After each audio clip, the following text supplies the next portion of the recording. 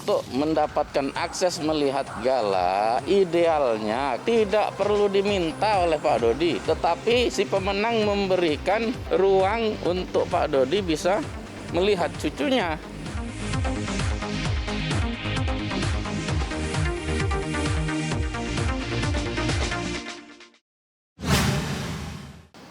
Yang jelas begini, saya perlu klarifikasi lebih awal dulu, bahwa kebetulan yang terkait case ini, aku bukan lawyernya. Tapi kemudian aku sering diajak diskusi dengan beberapa lawyer lain oleh Pak Dodi, termasuk juga oleh Prof. Beliau kan banyak minta nasihat dan pandangan juga dari Prof, termasuk kami semua lah. Kemudian kita berada pada satu kesimpulan bahwa memang case ini atau perkara yang sudah diputuskan ini harus naik banding. Karena itulah Pak Dodi telah menyatakan banding. Saya kira apa yang dilakukan beliau itu ya memang haknya, itu pertama. Yang kedua, sebenarnya kalau secara normatif, kalau kita bicara jujur, mestinya hak asuh itu jatuh pada Pak Dodi. Karena nasabnya kan jelas itu sebetulnya, dari ibunya, dari anaknya, anak perempuannya, kemudian cucunya, lari ke beliau. Cuma kan kalau kita baca dari amar putusan itu pertimbangan-pertimbangan kan lebih ke pertimbangan sosiologis. Berarti ada pengaruh-pengaruh dari luar, misalnya netizen atau masyarakat lah. Kami menduga seperti itu, sehingga kemudian majelis hakim berpendapat dan kemudian memutuskan seperti itu. Nah, saya kira karena masih ada ruang hukum lain yang itu diberikan seluas-luasnya kepada beliau, sehingga beliau gunakan itu. Ya nantilah kita lihat di banding dan kemudian nanti seterusnya seperti apa. Ya saya kira itu hak dari beliau. Jadi ya tinggal kita lihat perkembangan lebih lanjut. Kemudian yang pasti pasca dari Bali, karena Pak Dodi itu waktu pasca putusan Pengadilan Agama Jakarta Barat, beliau terbang ke Bali, nemui saya, diskusi bagaimana ini langkah-langkah selanjutnya.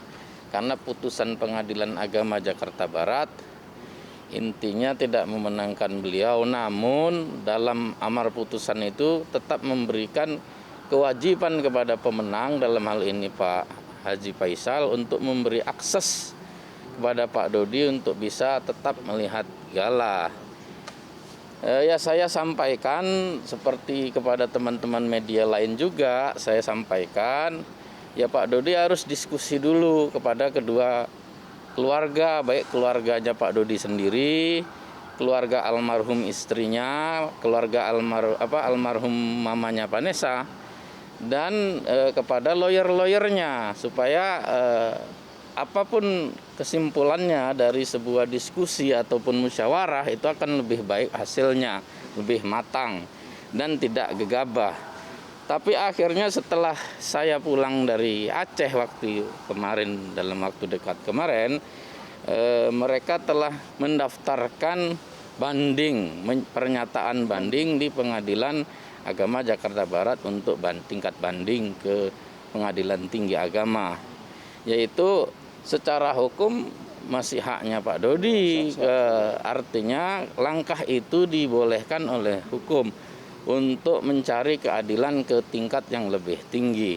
Tentu kita sebagai sahabat, sebagai kerabat, sebagai teman, ya kita sarankan ya dihadapin dengan sabar, dengan tabah ya. Apapun hasilnya, pertimbangan-pertimbangan logis dan normatif yang disampaikan di dalam memori banding nantinya, yaitu yang lebih diutamakan ketimbang faktor X, yaitu faktor sosiologis. Walaupun dalam satu amar putusan hakim harus mempertimbangkan semua aspek, jadi tidak memenangkan satu aspek dan meninggalkan aspek lain, tentu tidak komprehensif. Nah, ketidakkomprehensifan daripada amar putusan itulah yang menjadi kesimpulan bagi para lawyer, baik keluarga Pak Dodi dan termasuk saya, untuk mengambil langkah banding. Untuk mendapatkan akses melihat gala, idealnya karena itu menjadi satu putusan pengadilan yang diwajibkan kepada pemenang untuk memberi akses, tidak perlu diminta oleh Pak Dodi, tetapi si pemenang memberikan ruang untuk Pak Dodi bisa melihat cucunya. Jadi itu kewajiban hukum yang diberikan kepada si pemenang. Tapi kalau katanya kesusahan, saya belum tahu. Ya, memang kalau soal itu kita agak susah. Memang dari awal itu saya paling rajin berkomunikasi dengan pihak Pak Haji Faisal ataupun juga lawyernya. Karena memang Pak Dodi pertama ada ya banyak titipan-titipan lah yang beliau ingin berikan kepada cucunya, dan hingga saat ini kan kita belum ada akses ke arah sana. Jadi kalau ya sekedar ya hanya datang untuk kemudian menemui lalu bisa bawa jalan-jalan atau jenguk lah, ya saya kira tidak ada masalah sebenarnya. Tapi kan kemudian yang bikin masalah ini kan kita ya tahu sendirilah. Yang jelas begini, kami sering berkomunikasi, sering by phone maupun juga WA, minta agar kita mau bersilaturahmi. Kemudian yang kedua, kita sering menyampaikan terbuka bahwa silakan kapan saja, di mana saja itu kami siap. Dulu kan kalau kita punya pengalaman di beberapa waktu yang lalu, waktu kami datang untuk bersilaturahmi kan kemudian itu jadi masalah tuh, yang kemudian heboh sekali itu. Seolah-olah kami tidak menyampaikan, kami tidak menghargai dan lain sebagainya. Nah sekarang itu sudah kami lakukan. Kami sudah by phone, WA, ketemu, bicarakan, tapi kemudian kesannya menghindar dulu ulur waktunya. Ya pertanyaannya terus siapa yang harus disalahkan dong? Ya kami juga tidak mau menyalahkan siapa-siapa, tapi yang pasti kami tidak diberikan akses, tidak diberikan jalan, ruang untuk menjenguk Gala ataupun juga membawa sesuatu yang selama ini sudah kami siapkan. Nanti kalau tidak seolah-olah kami cuma hanya ngarang-ngarang aja. Ya katanya begini, begono, ya biasalah kalau netizen.